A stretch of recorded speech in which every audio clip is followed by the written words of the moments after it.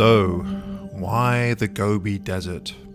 Why not places like Death Valley or even closer, the Okanagan in British Columbia here? Now granted, the Okanagan doesn't have sand dunes, but it's still a desert environment.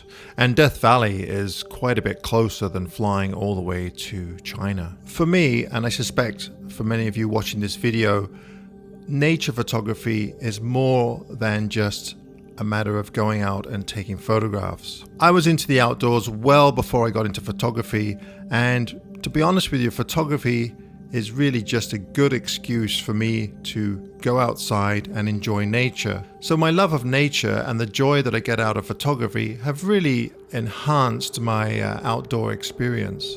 I also strongly believe that traveling to new areas, especially ones that are perhaps out of your comfort zone or areas that have subject matter that is quite a bit different than what you're used to photographing, is a great way to improve as not only as a photographer but as an artist and as a person. So going to the Gobi Desert was more for the experience rather than just the photography. I hope you're remembering which way we go, Karen, just in case we come back. Camel on the left.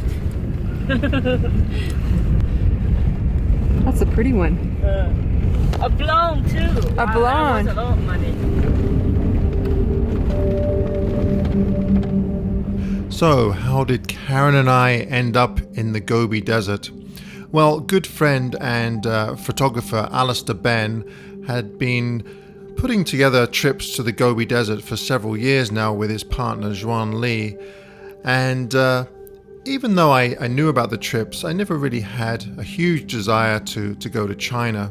It wasn't until about 1.5 to 2 years ago that Alistair put out a video about the Gobi Desert. He'd taken a whole bunch of drone footage and put it to music, and I just fell in love with the place. It just looked absolutely incredible. I showed the video to Karen, and to my surprise, she said, well, maybe we should go.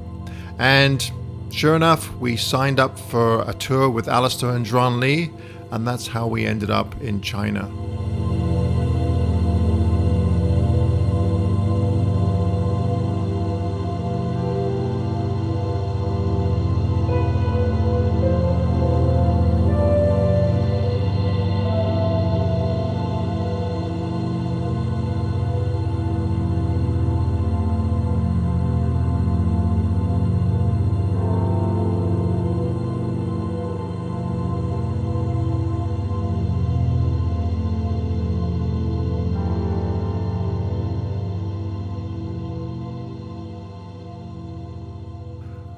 Alright, so we spent the evening in a town about 2 hours from our destination, and Alistair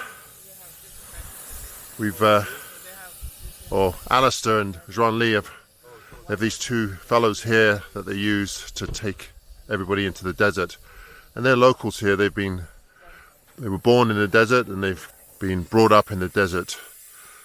And I'll just show you where we're going. It's just absolutely incredible. So Ken, what do you think? What do you think? Amazing. Incredible. It's the biggest thing I've ever seen. It's just something else. It's just sand dunes, massive sand dunes just go on for miles and miles and miles. Temperature right now is hovering probably around 0, and then of course later on this evening it'll probably dip down quite low. Can get down to -30, so hopefully it won't get that cold. Probably around -10, 15 maybe. So this is my my good buddy Alistair. Thanks for bringing us, man. You're welcome. I'm sure we're going to have plenty of fun out here. So these guys are just letting the pressure out of the tires. Any particular pressure? I think it's about 12 psi, so pretty low. These guys are crazy drivers. You ain't seen nothing yet. I'm getting a bit worried. Well, we're going up over the top of these things, so... I heard some of these dunes are so steep that you kind of sometimes get out of the vehicle. Yeah. Yeah, it's basically the dunes are up to 1,600 feet higher than the valleys in between them, and you drive up to the top of them. So sometimes you drop off a 300-foot slope at 40 degrees and go hurtling down it. It's awesome. I can hardly wait. Bye. Whoa.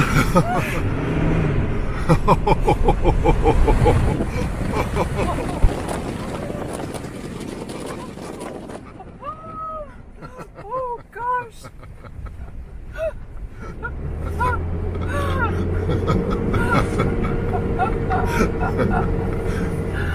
Oh, wow. Woo.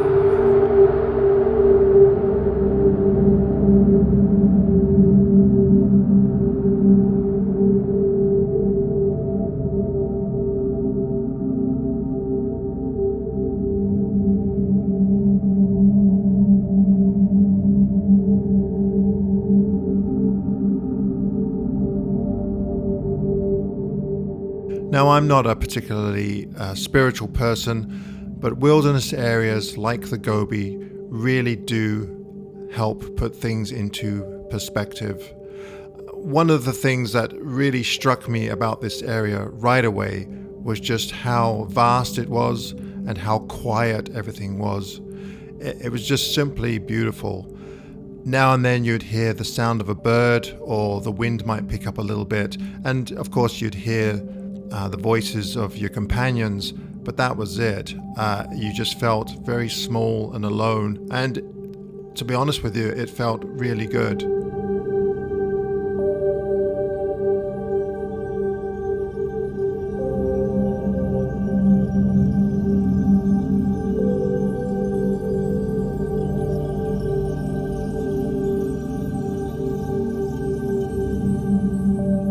This is why I enjoy photography so much. It's because it takes me to locations that I might not otherwise visit.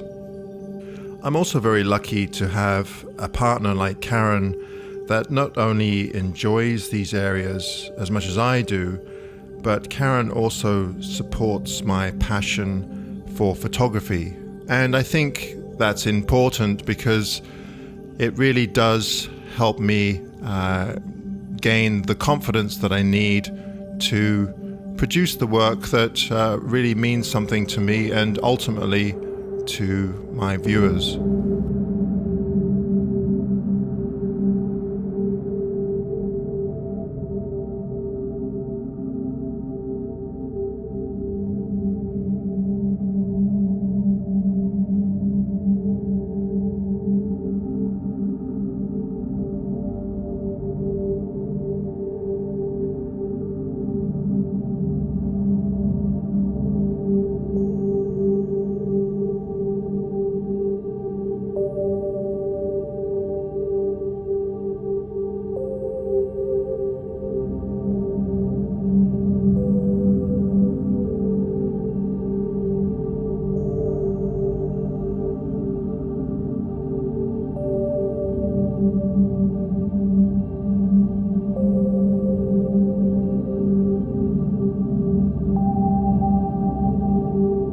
Alright, so we've found our campground right here. It's a very colourful event. The landscape around here is just absolutely fantastic. The sun, well, I probably got about 20 minutes or maybe half an hour left, but the contours and all the sand dunes are really coming alive with all that contrast. Especially back here towards the sun here, there's some really great stuff that I've been photographing. And as the shadows come in, and you just get light skimming the tops of the dunes there. So most of the images that I'm taking, they're all abstract, pattern shots. Not too many of the grand landscape. I'll take a couple, but I'm more for the abstract images. So I'm just going to head over here. There's a composition that looks like it might be quite good. I just got to put a longer lens on.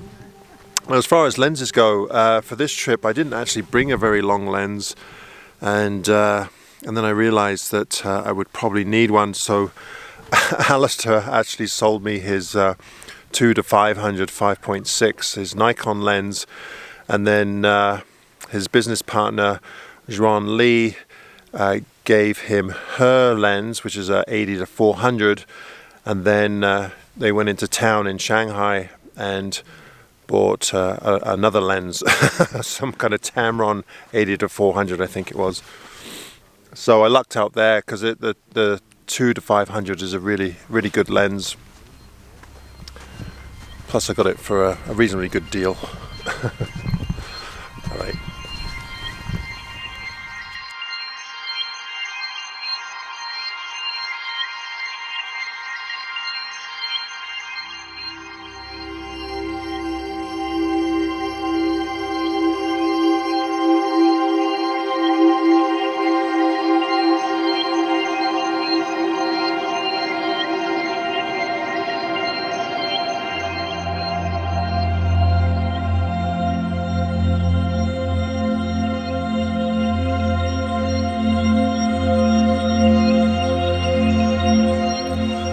I absolutely loved photographing the desert landscape. What I found so refreshing was that I was able to really open up and start to be a little bit more creative with how I approached my subject matter. The neat thing about photographing sand dunes is that the possibilities are endless. And also when it came to processing these images, I really tried to be a little bit more creative and think outside of the box, because sometimes the light wasn't optimal and other times the light was just fantastic. So in my next video, I'd like to show many more images from this area and perhaps go over some of the things that I did in post-processing, not in great detail, but just some general views on how I went about processing these images and why I did it a certain way.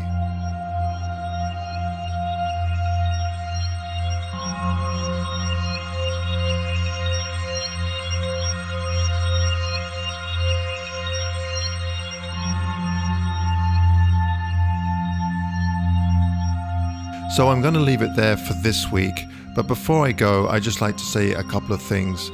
First of all, thank you very much, Alistair, for providing me with the drone footage and some of your images, and also Juan Lee for organizing such an amazing trip. Now, I'd also like to mention that Juan Lee runs a number of trips in China, including Yellow Mountain, Huangshan, with various photographers, and I'm happy to say that I've teamed up with Juan Lee for another trip into the Gobi Desert next February. That's February 2020.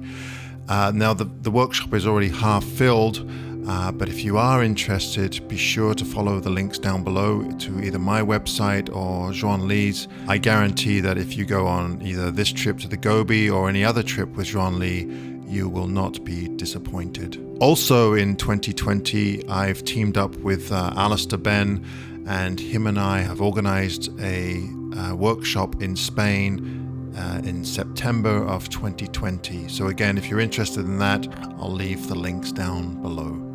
All right, everybody, thanks again for watching, and stay tuned for next week's video where we continue our trip through the Gobi Desert. If you enjoyed the video, please be sure to give me a thumbs up.